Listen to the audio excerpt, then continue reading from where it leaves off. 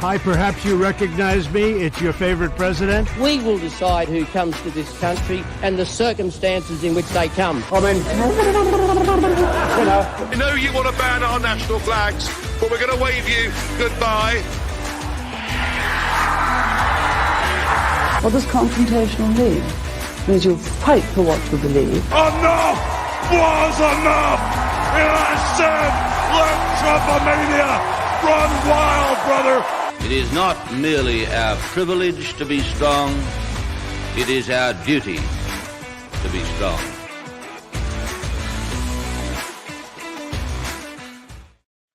G'day everyone, welcome back to another episode of Commanding the Narrative. My name is Stephen Tripp. Hopefully we have no technical difficulties this time. This is take two after we couldn't get some sound from David just before. But let's carry on. Let's see if we can make this happen this time. To kick things off, I'll just let you know about Buy Me a Coffee if you want to support us and help pay for our stream and the website and everything that comes along with hosting a podcast. If you would like to throw us a few dollars there, it would be much appreciated. It gives me a warm and fuzzy feeling inside every time someone wants to part with their hard-earned money to support us.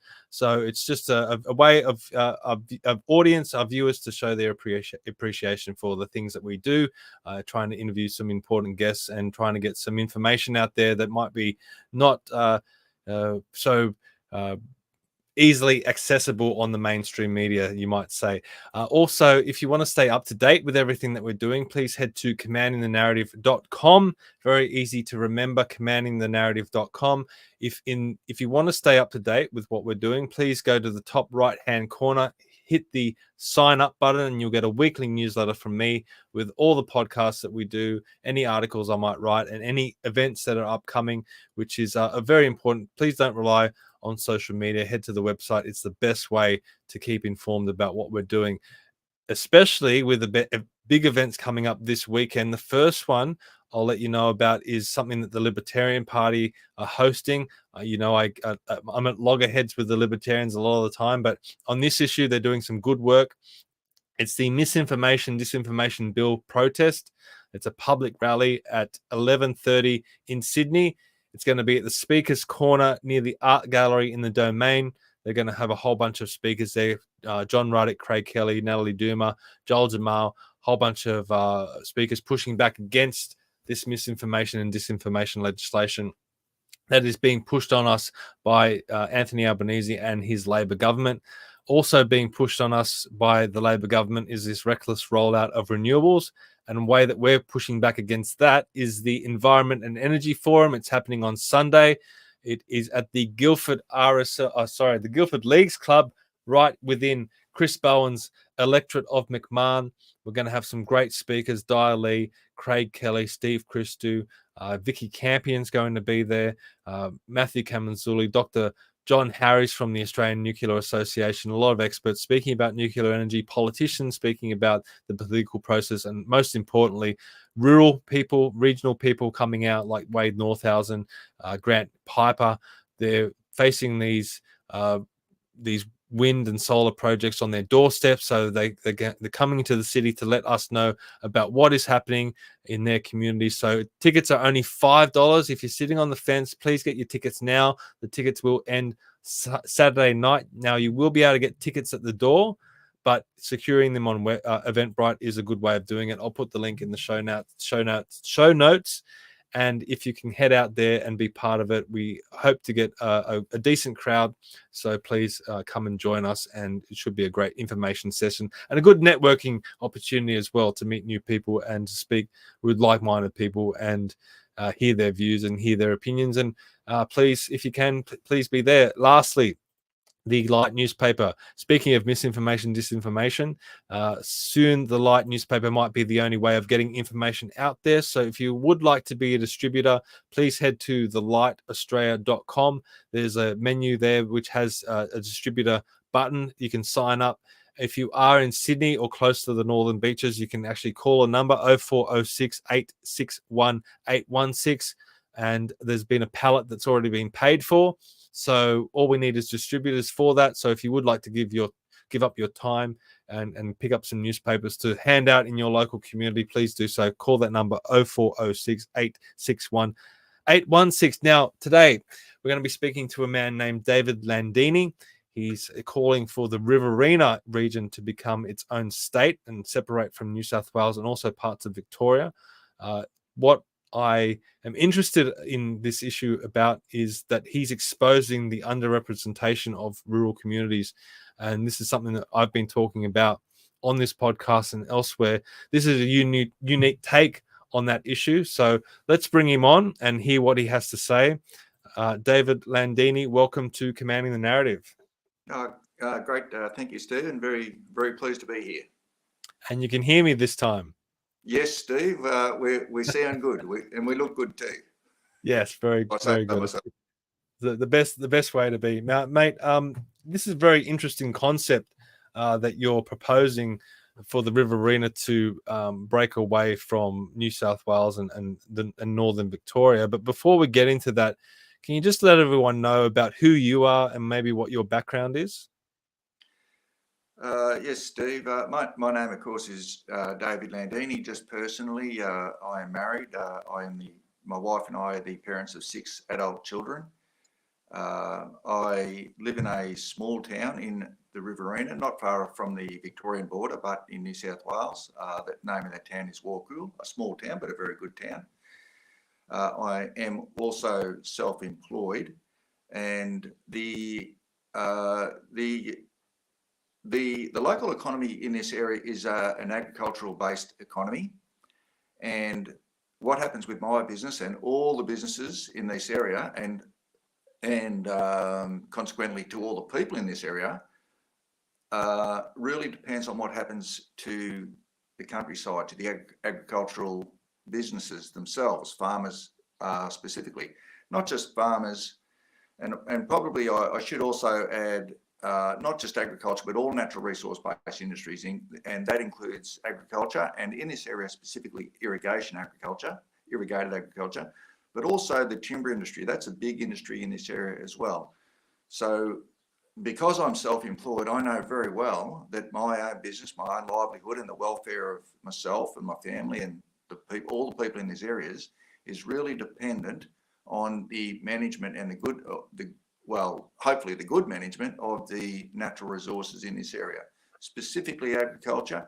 I should say particularly agriculture, and I will say specifically irrigated agriculture, but also the timber industry as well.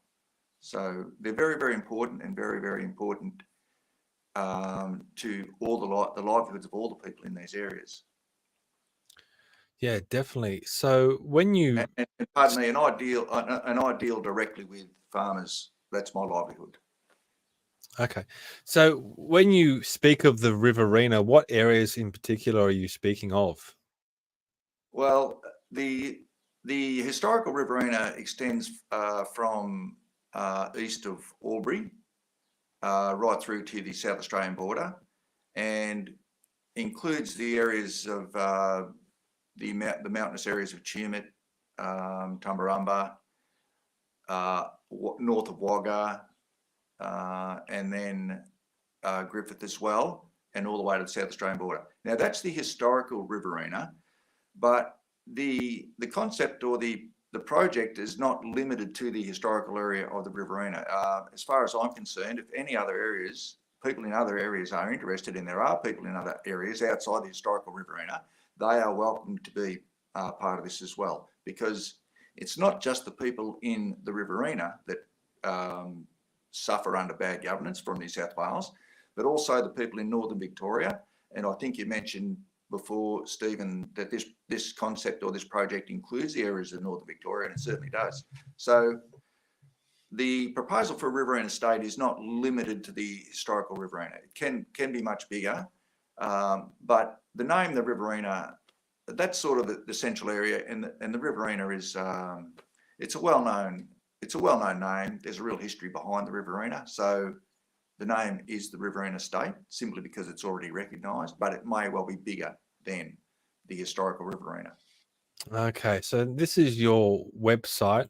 the Riverina state.com.au, and this is the objectives page, and you can see it's a little bit small, but people should be able to see on the map here.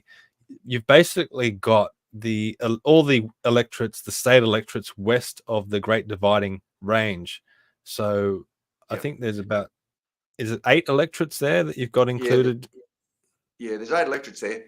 But what that is, Stephen, that's not a hard and fast boundary. That's an indication or a guide. Okay. But I think a lot of the people in a lot of those areas would be very interested. But when it comes to state formation, if it's popular in a particular area, they're welcome to be part of this new state enterprise. But if there's an area where it's not popular and it's in that guided area that I've indicated there, but the people don't support it, well, we'll just leave them out. You know, we're only there for the people that want to be in the Riverina state. So those maps, they're guides, but not hard and fast boundaries. It could well be even bigger in Victoria, to be quite frank. Victoria, their natural resource industries are as badly treated in Victoria, maybe even worse, than what they are in New South Wales. So I think there's a lot of problems in both New South Wales and Victoria. So, but as I said, Stephen, those maps are a guide. Yeah. Okay. So do you have any indication of the support that you might get from those areas? Like, I know I've spoken about Parks before. I know that's the federal electorate. I think Barwon is the state electorate, which is a very similar size. It takes up about a third of New South Wales. So a third of New South Wales is represented with one member of parliament. It's a complete underrepresentation for those people, especially with this rollout of renewable energy zones and things like that, where it's mainly being pushed by MPs in city electorates like, you know, Labor or the Greens or federally the Teals, but it's rural people that have to cop these policies. What is the indication that you've received from areas north of the Riverina on whether or not they would be interested in this proposal? Yeah, well, this proposal, it's in progress, and at this stage, most of the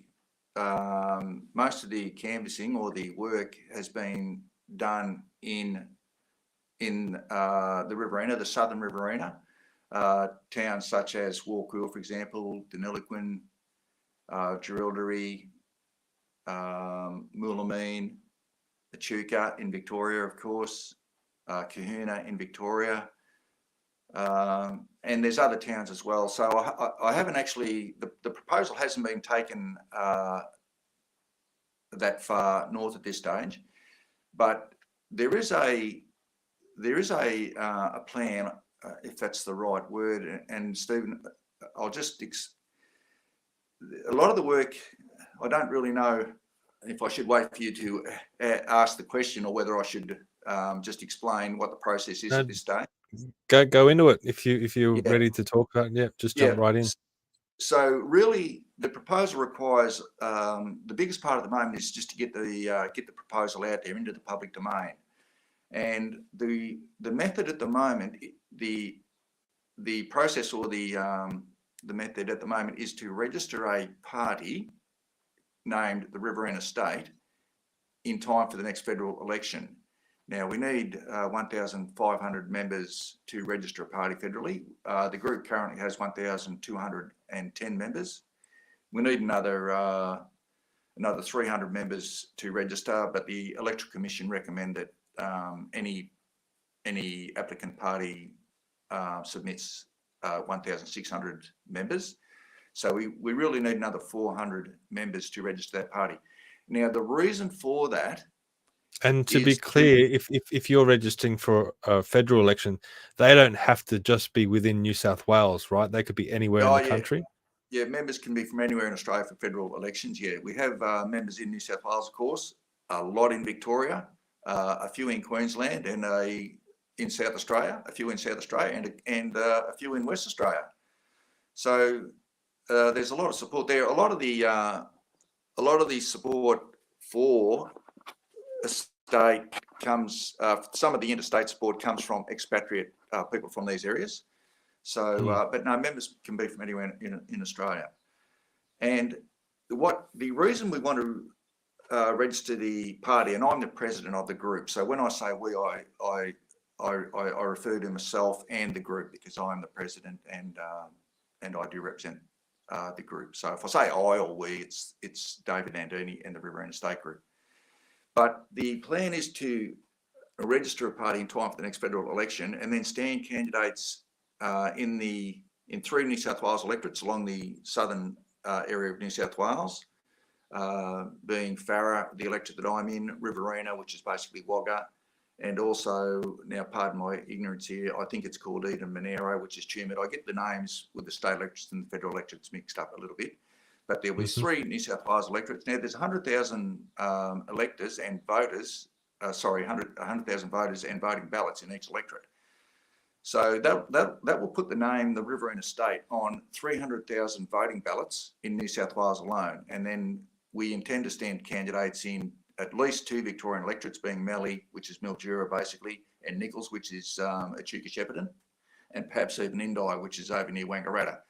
So there's 100,000 voters and voting ballots in Victoria as well in each of those electorates. So potentially the name, the Riverina State, will be printed on up to 600,000 voting ballots.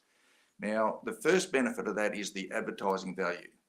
Number one, you've got the credibility straight away. To register a party, you've got to have defined support. It's not just a conversation between 2 men in a hotel that think that's a good idea. It's a lot more than that because there is certified membership in that group. So that provides real credibility for the proposal, the fact that the party's registered. And then to put the party name on up to 600,000 voting ballots, as I said before, is a great advertising opportunity. Everybody in the election, when they go to vote, they will know when they get their voting ballot, gee, you've got a Liberal candidate, you've got a Labor candidate, you've got a Greens candidate, and then you've got a candidate with the Riverina State written under that candidate's name.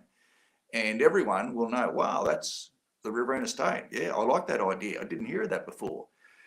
So, well, hopefully they will have heard of that before via there will be a lot of media attention with this, of course, to have a group or a party that intends to form another state. That will attract a lot of media attention.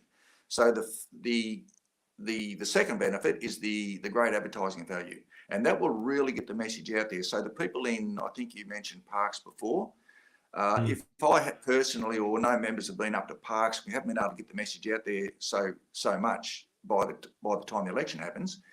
When the election comes, all the people in Parks will know, gee, that's a big concept. They will know. I haven't gone and told them, but they will have heard it on the various media channels, and they will ultimately see it on their voting ballot as well. So that's the other benefit. Now, the third benefit is that when people go to vote, they will be able to express their support for state formation with their vote. So when they go to vote, they'll have a number of candidates, as I said before, Liberal, Labor, the Greens, the Riverina State, and people that support the concept, the proposed Riverina State will use their number one vote to say, yep, I support Riverina State. And now we may not get any candidates elected, but the number of votes that we get will be recorded with the Electoral Commission, the Australian Electoral Commissioners regarding in relation to federal elections, and the number of votes that we get will be certified support. And we will be able to use those numbers and quote those numbers wherever we want to say, look, this is very popular, and it will be popular, and it's well supported, and here's the numbers to prove it. And that will happen in the federal election. It will also happen in state elections because we intend to stand candidates in New South Wales state elections and Victorian state elections. It's not a short-term project, this, Stephen. It's a long-term project. We will go until this project will continue until we achieve that objective. So we're talking years. It's not a week or a month thing. But eventually, we will use those certified numbers that we have recorded with the various electoral commissions to justify a referendum on state formation of the people in that proposed state. It'll be a referendum of where the people in that proposed state, and of course with an election that will give us a good idea about where this concept or where this proposal is popular. So as I said before, if there's a lack of support in a particular area, we would just say, okay, well, you're not in the proposed state because you haven't indicated any support, and that's fine, not a problem. But where we do have certified and good support, that'll be included in that area. So that referendum that we will build up to will be of the people in the proposed state, not the people in Sydney, not the people in Melbourne. And I am confident that referendum will carry. Just to be clear, that referendum would just be to show the support for this project. No, it would be a referendum on state formation, on the Riverina state, and our boundaries will be decided and certified by that state. So by the time a referendum occurs, the boundaries will be in place. This is the area that we mean. And the referendum would be changing the constitution to include the new state? No, Stephen, the federal constitution, when Australia was federated, the Australian constitutions, and specifically sections 120 to 124, relate to the formation of new states. And section 124 specifically is very specific with the process of formation of a new state. And the only requirement is the consent of the Parliament of the existing state. So for a Riverina state, this would be a state referendum. And we would use that referendum to gain the consent of the Parliament of New South Wales to form this Riverina state. So the only formal requirement is the consent of the Parliament of New South Wales, and we will use that successful referendum to justify that consent. And for the Victorian section, that would require the consent, or that will require the consent of the Victorian Parliament. So essentially, the New South Wales, essentially the New South Wales and Victoria parliaments would have to seize that land to the new state. That would be the way. Yeah, and that, like, if you go back into Australian history, and Stephen, you brought up the Riverina State website before, and this is actually all on the website. But Australia, when Captain Cook landed in Australia, he claimed all of Australia, all the way to effectively the West Australian border, as New South Wales. So Queensland was part of New South Wales, Victoria was part of New South Wales, Tasmania was part of New South Wales, South Australia was part of New South Wales, and so was the Northern Territory. So now these colonies, the colonies of, from memory, South Australia, no, it was Tasmania, sorry. Tasmania separated as a separate colony from New South Wales in 1825, from memory. South Australia separated as a separate colony in 1846. Now, I won't guarantee these years precisely, but I believe they're correct. Victoria separated as a colony from New South Wales in 1851, and Queensland separated as a colony in 1859.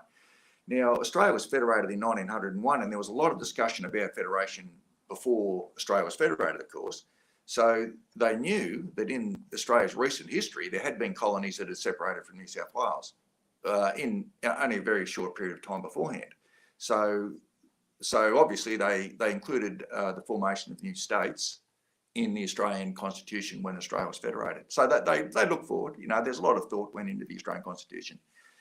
So that's the only formal requirement. Now, there's no, in each of the state constitutions, there is no, and I don't want to give the New South Wales state government any ideas, but there is no formula for seating areas of any state in any state constitutions. And it's already covered in the federal constitution anyway. So that's the requirement. Well, the federal constitution would override the state constitution, but there doesn't need to be a referendum for state constitutions. It can just be an act of parliament. So if you did get the support of the parliament to do this, they could just pass it and it would happen. We've got some comments here from Graham.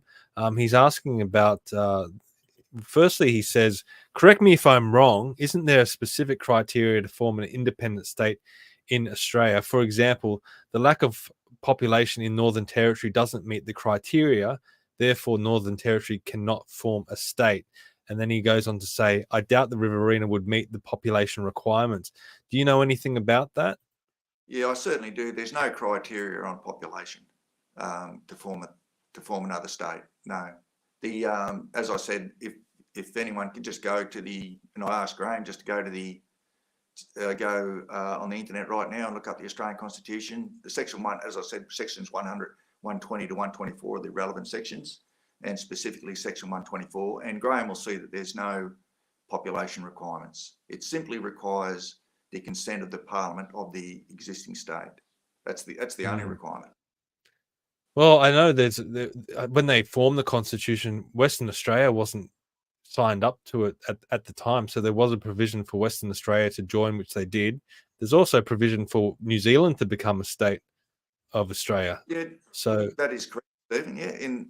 When New Zealand was originally invited to join Australia, when Australia federated, and they declined, but all the states of Australia accepted, except the territories, of course, like the Northern Territory. I think that at the time, Northern Territory was actually part of South Australia.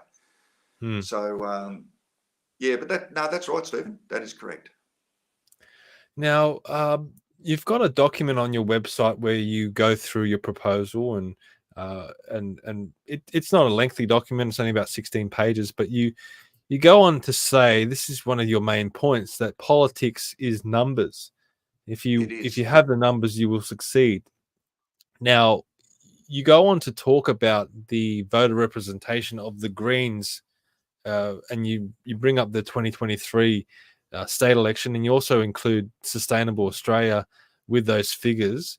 What is your argument in relation into that argument? Yeah, well, Australia, New South Wales and Victoria and Queensland and every state of Australia has a real problem in the increasing concentration of population and politicians in the urban areas of each state. And just for example, and I hope I'm not digressing here, but on the website there's a map of all the electoral maps since the 1904 election. And if you go there and look at the 1904 electoral map, you'll see that the population, the electorates are much more evenly spread throughout the state, because the population was much more evenly spread throughout the state. And yes, that's the 1904 electoral map. And you can see, Stephen, you mentioned before that Barwon, one electorate in New South Wales, takes up 1/3. It's at least a third. It may be even, it's only just under half the area of the states in that one electorate of Barwon. Now, in that first electoral election in 1904, there were 6 electorates and 6 members of parliament from the same area, where there is now 1 electorate and 1 member of parliament. So, and the area that I'm from the electorate, I live in the electorate of Murray. Now, in 1904, there were 2 and a bit electorates in that same area. And if you go to Albury, there's 1 electorate there now, but in earlier days there was 2. And that's happened right throughout the state, because the population has increased more in the urban areas of each state, not just New South Wales, but Victoria as well, and Queensland, and South Australia and West Australia. So because that population's increased there, and the number of electorates is set at a particular number. In New South Wales, it's 93. There's only 93 electorates. Doesn't matter what the population is. There's only 93 electorates. So the more population that, as population increases in the urban area of Newcastle, Sydney and Wollongong, they basically get their electorates shrink in size. Pardon me. Each electorate has to be of equal population within, in New South Wales, it's within, I'm not sure if it's 5 or 10%, but each electorate has to be within 5% or 10% of the average. I think you've got here, New South Wales is 5%, Victoria is 10%. Yeah, Victoria's 10%. So the Victorian, the New South Wales. So we just saw the 1904 breakup of all the electorates. This is what it is currently. So you can see that the electorates have expanded in the rural areas, and there's been more congestion of electorates within Sydney, Newcastle, and the Illawarra. So that's the point that you're making. Over time, the electorates so the representation of MPs out in rural areas is becoming less and less and less. Absolutely. The country areas of New South Wales lose, on average, one electorate and one member of parliament every 5 years. It goes from the country areas of New South Wales into the urban areas of Newcastle, Sydney and Wollongong every 5 years on the state average. West of the Great Dividing Range, it's every 8 years. So we not only have an underrepresentation. When I say underrepresentation, we have an ineffective quantity of representation in New South Wales now, but it gets worse. It will continue to get worse, and I think I've done a calculation there. And if the current rate continues, the trend since 1904, if that same trend continues, of the country areas losing an electorate every 5 years over the state, in 60 years' time, there'll only be one electorate and one member of parliament for the entire area west of the Great Dividing Range. I mean, that's absurd, but that's where New South Wales is going to, and not only New South Wales, but also Victoria, and that's at a state level. But federal electorates are based on equal population as well. So the same thing's happening on the federal scene as well. We have proportionally less federal representation as well as less state representation as time goes on. And we've reached the stage now where it doesn't matter what we say or do or who we elect to parliament. The decisions are made in Sydney and we can do what we like, but the decisions are made in Sydney. And a lot of these decisions are really bad for the people in these areas. I've put the link in the chat if anyone wants to call in and ask David a question or make a comment. Graham has made a comment in the chat. He says, I stand corrected. My high school teachers have led me astray. I just looked at the Constitution and David is correct. So that was thank you, Graham. I appreciate it, Graham. I commend you for looking into that, and I'm really disappointed that your high school teacher misinformed you. That's very disappointing. Because, wow, that's very disappointing to hear that.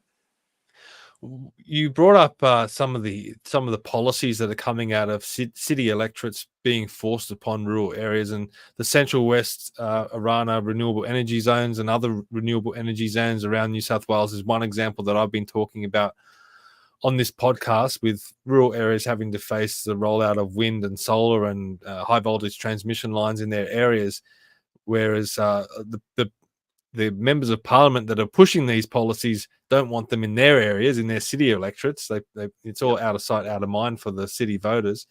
What are some of the other issues that are important as well that you feel that the rural and regional areas are underrepresented by? Yeah, the governance of natural resources in the non-urban areas is very important and being very poorly governed out of New South Wales. And I will specifically refer to irrigation, and I mentioned irrigation before. And just very interestingly, this might be a little bit technical, but governance of irrigation has been handed by the New South Wales state government and the Victorian state government to the federal government. So when I talk, some people will attempt to correct me and say, well, it's the federal government that runs the irrigation anyway, and that is correct, but they only do that with the permission of New South Wales, Victoria, Queensland and South Australia. And just while I'm on water, because it's a big issue on irrigation water, before I get to the main point, very interestingly, as we spoke about the Constitution before, when Australia was federated, they actually included a specific section of the Australian Constitution specifically to water, and section 100 of the Australian Constitution specifically states that water is under the authority of the states. So the Commonwealth, and the exact wording is, the Commonwealth shall not by any law or regulation of trade and commerce abridge the right of the states or the people therein to the reasonable use of water in rivers for conservation or irrigation, which puts the authority over water to the state. And that's how important water was considered in 1901 when Australia was federated, because they knew this is a really important issue. And it is still a very important issue. But what the states have done, the power that those original states made sure that they maintained, that they retained, the current states have just handed that authority to the federal government. Now, and I'll just say right now, they didn't just hand it over because they thought the federal government would be better at managing water. They handed it over, and this is my opinion, but this opinion has been informed by senior members of the New South Wales Parliament, and the states have handed authority of the water to the federal government because the federal government gives the states extra money. The federal government has basically bought and paid off New South Wales, Victoria and South Australia to let the federal government manage the water in the states, effectively based in Newcastle, Sydney and Wollongong and Melbourne, have said, yep, give us the money, you handle the water. But what that's done to us is now we get legislation that is not state-based but federal-based, and they are in effect shutting down the irrigation industry, which is a huge industry in the Riverina and also northern Victoria. They are effectively shutting that down, and they have their reasons, of course, reasons that really appeal to inner city voters, particularly Green type voters and Sustainable Australia type party voters, which you mentioned before. And the problem that we have out here, because we have no effective representation, no effective quantity of representation, it doesn't matter who we elect. We can elect whoever we like. We can elect David Landini. I can go to the New South Wales Parliament or federal parliament, but I won't make any difference, simply because we simply do not have the quantity of representation that's necessary to make any difference. So we get this really, really bad governance, and this is just one example that comes out of the urban areas of New South Wales, and we can't do anything about it. The claims that they make, for example, they say that they want to save the environment, and that appeals to an electoral class in the urban areas, particularly the Green type voters, because there's a huge number of people who vote for the Greens. The vast majority of these people are in the urban areas of Sydney and Melbourne. But so when they make legislation, they appeal, and politicians, to be quite frank, I think politicians are very opportunistic, and they have to be. If they want to get elected, they've got to appeal to where the votes are. Otherwise, they won't get elected. And they know, because the Greens stand candidates in every election, state and federal, in every electorate in the state, they know, and I will admit right now that I'm actually copying this Riverina state proposal state formation process to some degree from the Greens, and that's why we want to stand candidates in each electorate so we can basically copy the Greens. But all politicians know that in the last New South Wales state election, I think it was 450,000 people voted number one for the Greens in the Legislative Assembly. The vast majority of those in Sydney. So city-based politicians know that if they want to get elected, they have to appeal, number one, to their regular voter base, whether that's Liberal, Labor or the Greens or Independent. But they also know that if they want to get elected with Australia's preferential voting system, and I do support the preferential voting system, they know that they also have to appeal to Green-oriented voters within the Greens themselves and within the Labor Party and also within the Liberal Party. So they have to enact policies and governance that appeals to voters in the urban areas, particularly the Green type voters. Now, the problem for us is these voters are ideologically opposed to the industries that our livelihoods depend on. So effectively, they feel good. The arguments that they put up are not sound. They are not credible. They are debunked. They are exaggerated. And the representatives and different people from these areas easily debunk the claims that governance laws and regulations are based on. But it doesn't matter, because ideologically these people are opposed to these industries, and it doesn't matter what we say or do. They will do it, and at the moment they're entirely shutting down the irrigation industry, and that's a huge industry in this area. But there's not only there's the irrigation industry, and there's a huge irrigation industry in northern Victoria as well. And it all in Victoria, it's supplied out of the Murray River mainly, but also the Goulburn River. New South Wales is the Murray River and also the Murrumbidgee. They're the main rivers as well. So they're big industries. But it's not only irrigation. Then you go to like the timber industry, which is another natural resource, a renewing resource. And in this area here, we have the declaration of various national parks in various areas, either from a state forest declared a national park or private property that's been purchased and turned into a national park. And once again, that appeals to voters and people in the areas of Sydney. But each one of those national parks, the first thing it does is put a lot of people in these areas out of a job. And one specific example now, and I don't expect many people in Sydney or the coastal areas to even know of this, but there's a forest near my area, which was the Millua Forest. It was 100,000 hectares of mainly flood country. So it's not very valuable as far as agricultural land goes, because it regularly gets flooded. So there's, it would be a disaster if it was just agriculture, but it's great for growing red gums. So it grows a lot of red gum timber, and that state forest, the Millua State Forest near Mathara, in between Deniliquin and Echuca, has been logged for over 150 years. It's selectively logged, and people in the industry will know that, already know this, but I'll just explain this. There's a rotation. They call them coops. They set aside an area of the forest each year, and they work on a 36-year rotation. So each coop or area is logged every 30 years and selectively logged. They don't just go on TFL. They select the trees. They leave habitat trees for the cockatoos and whatever else.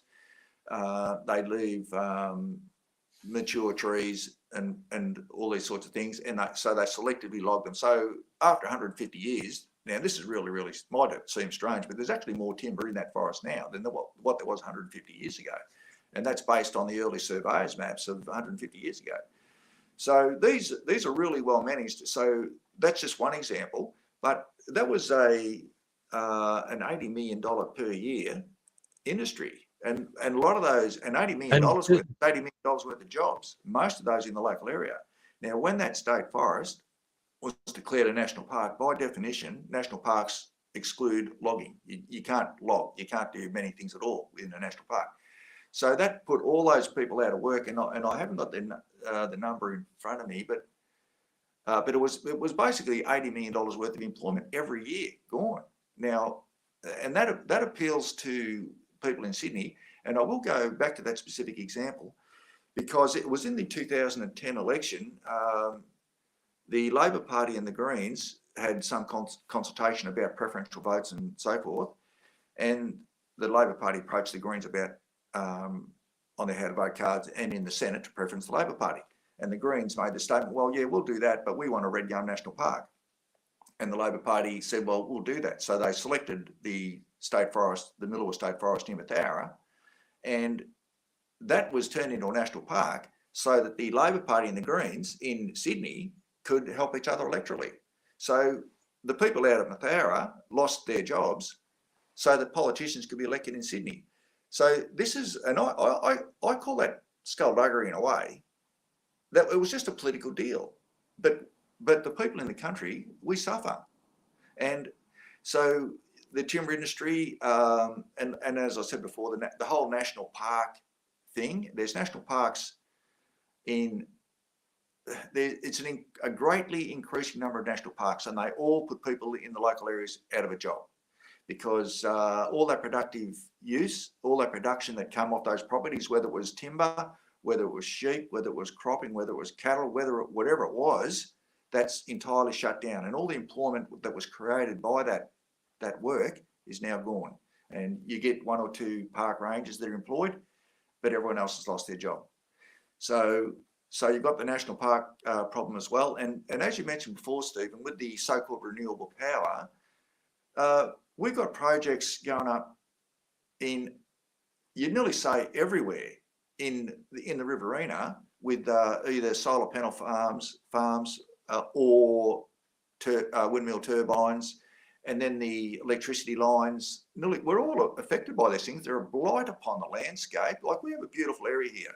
It's sometimes it might take a little bit used to you got to look at it a bit to get used to it, but it's a really beautiful area and very flat. And for example, the Hay Plains near Hay, just Hay is a particularly flat area, and the state government of New South Wales is building these huge solar panel farms and windmills and the massive power lines that go through the area. So number one, it's a blight upon the landscape. Number two, it takes agricultural land out of production because the solar panel farms, obviously you can't do anything under those. And also the turbines, now you can't really do a lot there either as well. And plus there's a noise factor.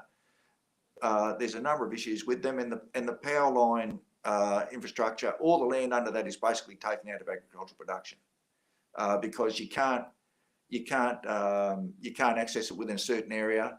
And in the case of irrigation, now this might sound a bit strange to people in the not in the urban areas, but rice, for example, rice is a great industry and it's a big industry in these areas, but it relies on irrigated agriculture.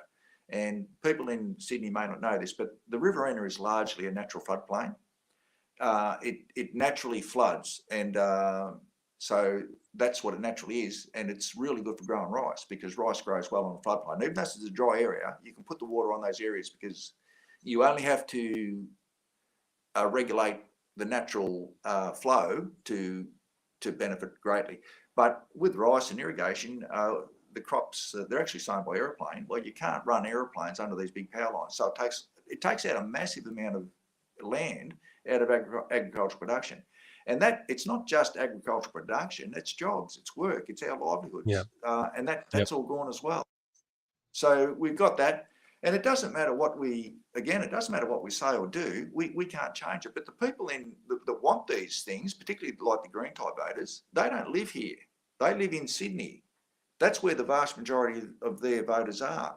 But the people in Sydney, and I don't blame them, they're not going to put turbines throughout their area. They're not going to go to one of those beaches in Sydney, Manly or wherever, and put wind turbines off them because they're a blight. But they put them out here. So we wear that in the fact it's a blight upon the landscape, but also it takes away the wealth production, the jobs, and the people out of these areas. Because without a job, Stephen, you can't be here. You know, you've got to have a job. Otherwise, you've got to go to where there is a job. And jobs rely on wealth production. And you take away the wealth production, you take away the jobs, you take away the people. And if you look at the population in a lot of these areas, they're either stagnant or in decline. And one of the reasons there's a number of reasons, but one of the reasons is the lack of jobs, the lack of employment. And I know, for example, and I hope I'm not digressing, but I know I attended the local school most of the time, and I know that the students, my fellow students in my class, in my particular town, out of I think there was 25, it was a small primary school. There's 2 of us still in the area. The other 23 have left. Wow. And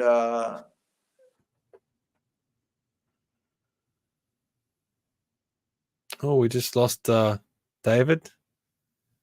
He's making some excellent points there. He was really on a roll as well, and I think he was doing an extraordinary job of explaining the issues that I think we instinctively know. I know I have definitely been talking about this sort of thing for a while now on a lot of podcasts where I talk to rural people, but he was really encapsulating it very well.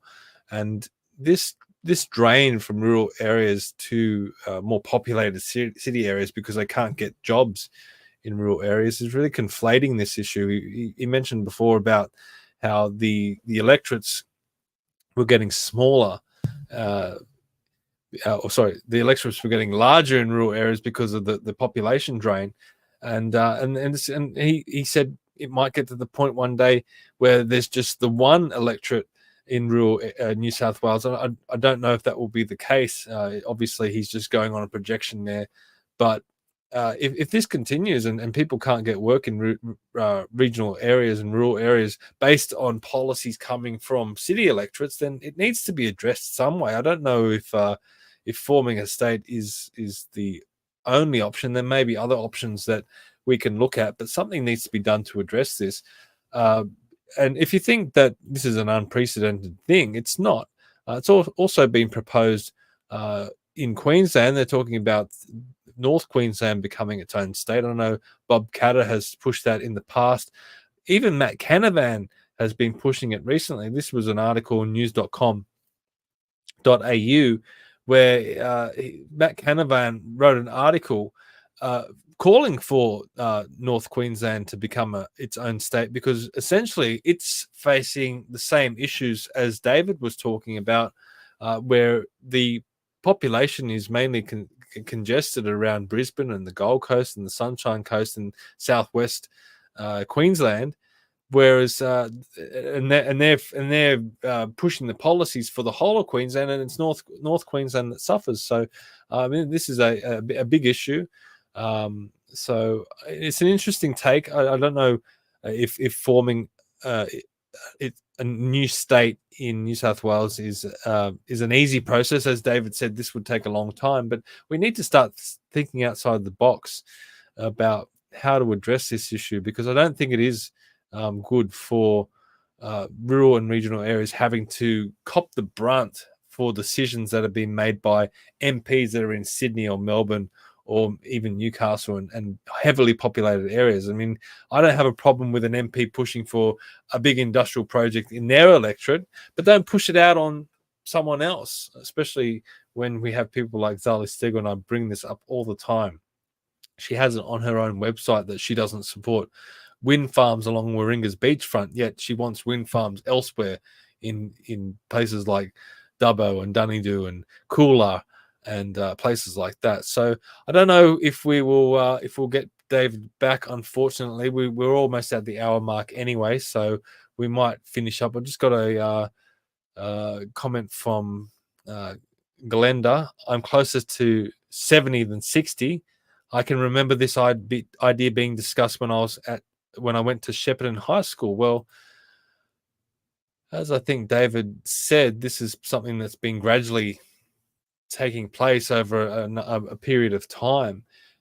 So I can imagine, yes, it was probably talked about in the past, and it's slowly gotten worse and worse. But I think it's going to come to a point where we're going to have to address it at some point, because we do need our regional areas. We do need them to be prosperous, and we need to have them governing themselves, I think, in a way. It is good to have a state and a state parliament, but it's all the way in Sydney. And how many of those MPs do go out to rural and regional areas and see what the things that they're copying in their areas? It looks like we might have David back. I'll bring him on and see how we're going. Are you there, David? No, we've lost the sound now. We can't hear you. Can you hear me?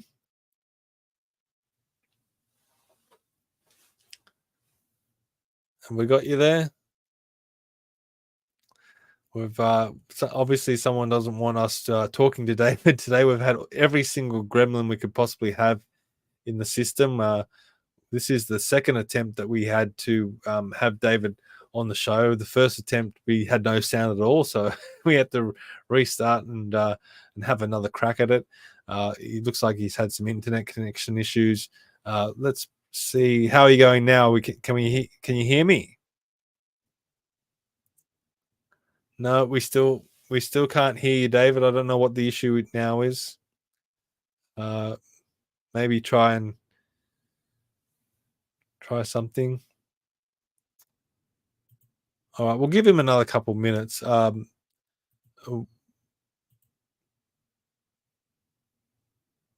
we still can't hear David, unfortunately.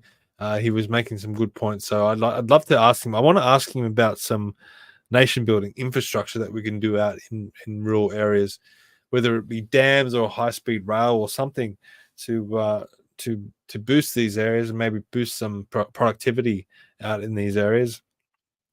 I'd also like to hear his comments about the reaction that he's getting on the ground when he goes out to meet people, because you can tell by his Instagram page he's very active in the community. Goes out, he speaks to a lot of people, he takes his sign out everywhere, and really pushes the Riverina state concept in communities. So I'd love to hear what David's feedback has been from these communities and whether he's getting a lot of support. I will bring up again, I know I'm pushing this, but it's almost upon us, the Environment and Energy Forum. Please get your tickets if you can. I mean, this is an issue that we're talking about rural people having to come to the city of Sydney to argue their case and give up time away from their farms and their families and their jobs just to fight these battles, because they are underrepresented and they do have to come to Sydney. We're going to have Grant Piper at this forum, as we've spoken to on this podcast before. He's coming all the way from Dubbo and Dunedin, Coolah, and those areas. We're also going to have Catherine Reynolds, who was on Chris Smith's show last week, talking about the 2 wind projects that she's got either side of her property. And hopefully I can have Catherine on the show at some point in the future. She'll be at the Environment and Energy Forum as well. And also Wade Northhausen, who is down in Victoria, and he's traveled the country trying to speak to people in rural and regional communities about what's happening, not just with the reckless rollout of renewables, but all issues that country people are facing. So if you can make it, please do head to the Eventbrite page that I'll put the link in the description. Tickets, as I said, are only $5. You can get tickets at the door as well if you want to rock up on the day. But if we can get a big turnout at this event, then it does put pressure on Chris Bowen, because this is in his electorate. And if we can make some noise, maybe he'll wake up to some of these policies that he is pushing out on people west of Sydney. But it doesn't look like we're going to be having David back, but I think we got his message across. Maybe we can have him on again at some point in the future. Thank you for watching again. If you want to keep up to date with everything that we're doing on this podcast, or you want to connect with me in some way, head to commandingthenarrative.com, hit the sign up button in the top right hand corner, and you will get a weekly newsletter with all our podcasts, articles and events that are coming up. It's the best way to keep up to date with everything that we're doing. I've continually be told by people that we're shadow banned on Facebook and Instagram and other platforms like that, so don't rely on them. We're going to have to go back to old school ways of communicating, websites, newspapers, those sorts of things. Maybe we'll go back to the VHS videotape one day as well, and we'll have to be posting that around to different people in the country. But please head to the website, sign up. Also head to Buy Me a Coffee and throw some dollars there so we can pay for the stream and pay for the website and do some other things that we'd love to do as well. We won't stop. We'll keep continuing. We won't stop having these discussions in some way, shape, or form. And I want to thank you all for watching today. Please share it far and wide, and we'll see you all next time. See you later.